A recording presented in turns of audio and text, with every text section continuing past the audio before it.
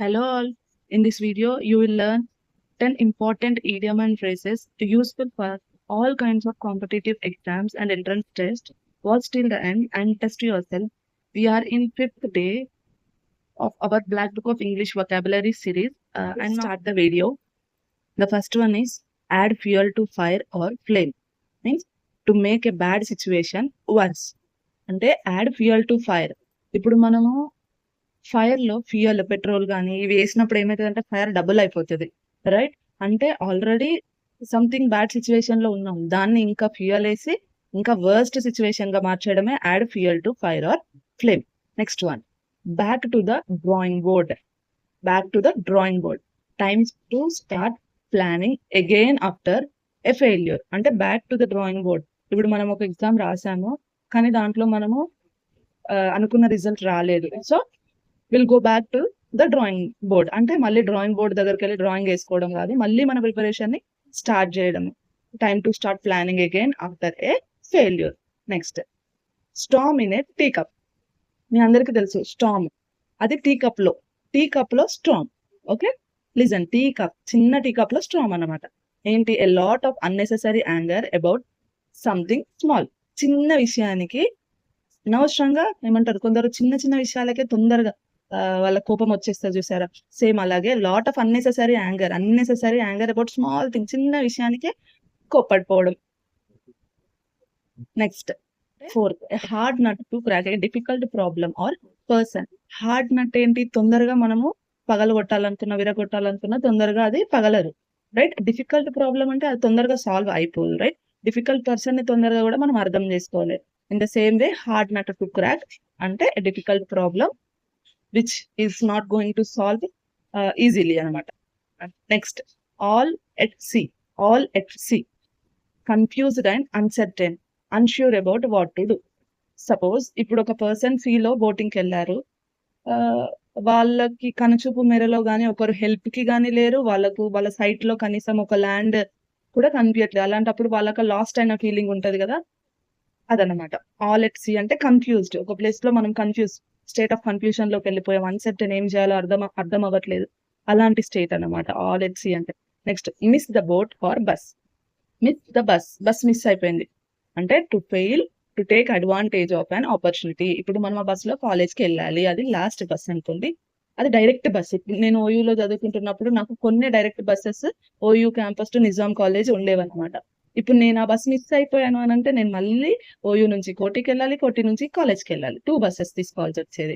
అదే నేను direct bus తీసుకున్నానంటే నేను డైరెక్ట్ వెళ్ళి కాలేజ్ ముందు బస్ స్టాప్ లో నేను దిగేదాన్ని, వెళ్ళిపోయేదాన్ని, అలా అనమాట. To fail to take advantage of an opportunity అనమాట. ఒక ఆపర్చునిటీని మనము అడ్వాంటేజ్ తీసుకోవడంలో ఫెయిల్ అయిపోతే అదే మిస్ ద బస్ అని. Next, take the bull by the horns. To face a difficult situation directly and with courage. Take the bull by the horns అంటే ఒక difficult situation ని డైరెక్ట్ గా విత్ కరేజ్ తో take up చేయడం. For example, IT employees ని తీసుకున్నాము, software వాళ్ళు. ఇప్పుడు వాళ్ళకి ఒక డెడ్ లైన్ ఉంది, పర్టికులర్ ప్రాజెక్ట్ కంప్లీట్ చేయడానికి డెడ్ లైన్ ఉంది. టీమ్ మెంబర్స్ అందరూ ఏం చేయాలో అర్థం అవ్వట్లేదు. అప్పుడు వాళ్ళ టీమ్ మేనేజర్ కానీ వాళ్ళు ఉంటారు కదా, వాళ్ళు ఇనిషియేషన్ తీసుకొని ఒక కొత్తగా రీస్టార్ట్ చేయడం, అంటే ఆ ప్లాన్ ని మళ్ళీ రీస్టార్ట్ చేసి ఎక్కువ టైం వర్క్ చేయడం, ప్రాజెక్ట్ ని ఇన్ టైంలో కంప్లీట్ చేయడానికి వాళ్ళు ఆ టైం వరకు కూడా వాళ్ళు ట్రై చేయడం అన్నమాట. దాన్ని వదిలేయకుండా దాన్ని ప్లాన్ చేంజ్ చేసుకుని అయినా, ప్లాన్ లో చేంజెస్ చేసి అయినా కూడా ప్రాజెక్ట్ ని వాళ్ళకి ఇన్ టైంలో ఇచ్చేయడం అనమాట. To take bull by the horns. To face a difficult situation directly and with courage అంటే దాన్ని వదిలేయకుండా అది కంప్లీట్ అయ్యే వరకు దాన్ని పట్టుకొని ట్రై చేయడం అనమాట. Next, turn a deaf year. To deliberately ignore what someone is saying. అంటే డెఫ్ ఇయర్ అంటే చెవులు వినబడవు కదా, వాళ్ళనే డెఫ్ అంటాం కదా మనము. టర్న్ ఏ డెఫ్ ఇయర్, ఈ డెఫ్ ఇయర్ ని ఆన్ చేయడం అనమాట. ఇప్పుడు సపోజ్ మమ్మీ వచ్చి ఏదో చెప్తా, అమ్మ నువ్వు ఆ పని చేయపోయి పని చేస్తే మనం వినబడినట్టే ఫోన్ పట్టుకొని కూర్చుంటాం. డాడీ వచ్చి తీసుకురాపో అమ్మ అంటారు, అది కూడా మనం పట్టించుకోం. కొన్ని టైమ్స్ లో మన సిబ్లింగ్స్ తో మనకు చిన్న చిన్న గొడవలు అవుతా ఉంటాయి. అప్పుడు మనం ఏం చేస్తాం, సర్లే వాడే అర్చుకొని వదిలిపెడతారని చెప్పి వదిలేసి విననట్టు ఉంటాం, చూసామా? అదే turn a deaf ear. Deliberately ignore what someone is saying or refuse to listen. అంటే వాళ్ళు ఏం చెప్తున్నారో అది మనము వినమన్నమాట. లైక్ ఏదైనా కంప్లైంట్ చెప్పడం కానీ, లేకపోతే వార్నింగ్లు ఇవ్వడం కానీ, కొందరు మనకి సజెషన్స్ ఇస్తారు, అవి కూడా మనం పట్టించుకోకుండా ఉండడాన్నే టర్న్ ఏ డెఫ్ ఇయర్ అంటాం. Next one, bark up the wrong tree. Bark up the wrong tree అంటే to make a wrong assumption or pursue a mistaken course. Okay, to make a wrong assumption అంటే మనం అనవసరంగా ఇంకొకరిని blame చేయడము.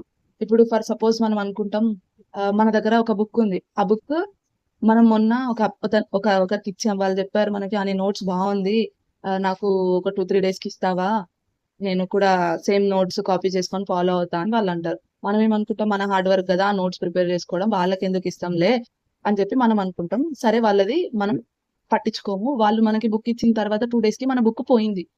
అప్పుడు మనం ఏం చేస్తాం, BARC up the wrong tree. అతనే దొంగ అనుకుంటాం, వాళ్ళే మన బుక్ తీసుకున్నారు అనుకుంటాం. అదే అన్నమాట bark up the wrong tree. But that person has not taken your book, but you lost your book. Okay, then you feel that person has stolen your book. Okay, దాన్నే bark up the wrong tree, to make a wrong assumption అంటే mistakenly blaming innocent persons అన్నమాట. Next, give someone the cold shoulder. Give someone the cold shoulder, to deliberately ignore or be unfriendly to someone అంటే పట్టించుకోకుండా ఉండడం. Cold shoulder, cold blooded murder ఇట్లా అంటారు కదా. Cold shoulder అంటే shoulder ఇవ్వడం కాదు, ఇవ్వకుండా ఉండడం, దానికి ఆపోజిట్ అన్నమాట. పట్టించుకోకుండా ఉండడం. సరే, ఇప్పుడు ఇద్దరు ఫ్రెండ్స్ ఉన్నారు, ఇద్దరు ఫ్రెండ్స్ ఉంటే వాళ్ళిద్దరికి చిన్న గొడవ అయింది. గొడవ అయితే వాళ్ళకి ఏం చెప్తున్నాం అంటే స్వీట్ గానే చెప్తున్నాం, ఇక్కడ నుంచి మన ఫ్రెండ్షిప్ ఉండదు. ఓకేనా, ఆఫ్టర్ ఆర్గ్యుమెంట్ నేను డిసైడ్ అయిపోయాను, నేను నా ఫ్రెండ్ ఇద్దరం ఒక పార్టీకో లేకపోతే ఏదో ఫంక్షన్ కో వెళ్ళి ఉంటాము. But she ignores me or I did not like her behaviour in that place. So I have decided after an argument I have decided to give her a cold shoulder. ఓకేనా, అంటే నేను తనని unfriend అంటే నా friend లాగా చూడకపోవడం, పట్టించుకోకుండా ఉండడం, ఇంకా అంతే. Okay, that's all for today. We have seen 10 important idiom and phrases. Let's have a quick look what we have seen today. First one వచ్చేసి add fuel to fire or flame to make a bad situation verse.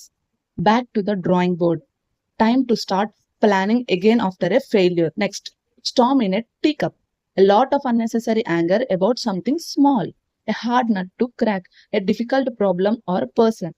All at sea, confused and uncertain or unsure about what to do. Miss the boat or bus, to fail to take advantage of an opportunity.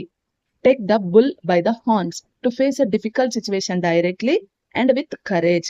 Turn a deaf ear, to deliberately ignore what someone is saying or refuse to listen to someone's complaints or requests or suggestions, whatever. Next, bark up the wrong tree, to make a wrong assumption or blaming wrong person for something. Next, give someone the cold shoulder, to deliberately ignore or be unfriendly to someone. Okay, comment which idiom was new for you and follow for day 6 tomorrow. That's it for day. Thank you. Bye bye.